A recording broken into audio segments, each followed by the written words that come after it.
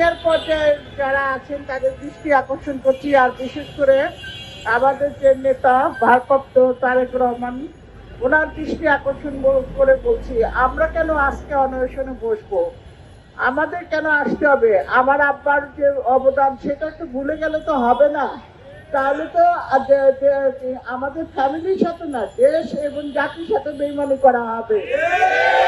আমি এইটাই বলবো আবার, যে আপনারা আবার সুবিবেচনা করেন, যাদেরকে দিবেন এরকম অযোগ্য লোকদের নমিনেশন দেওয়া হলে বাংলাদেশ থাকবে না, আফগানিস্তানে পরিণত হয়ে যাবে। বাংলাদেশের সবচেয়ে জনপ্রিয় দল বিএনপি আগামী দিনে ক্ষমতা আসুক, মানুষের কাছে গ্রহণযোগ্যতা পাক, তারা এইভাবে ষড়যন্ত্র করছে।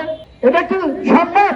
যারা দলের ভালোবাসা চায় তারা এইভাবে, আমি আমার এলাকা দিয়ে বলবো, অন্য কোথায় কি হচ্ছে জানি না, তাকে নির্যাতিত জেল জুলুমের যারা শিকার হয়েছে তাদেরকে বাদ দিয়ে কেন এইভাবে চিহ্নিত হাইব্রিড আওয়ামী লীগের সাথে যাদের কোনো মামলা নেই তাদেরকে মনোনয়ন দেওয়া হচ্ছে? আমি মনে করি এটা একটা সুদূর ষড়যন্ত্রের ফসল। সেই ষড়যন্ত্র আমি আমাদের দলের ভারপ্রাপ্ত চেয়ারম্যান আগামী দিনের রাষ্ট্রদূত জনাব তারেক রহমানের কাছে আহ্বান জানাবো।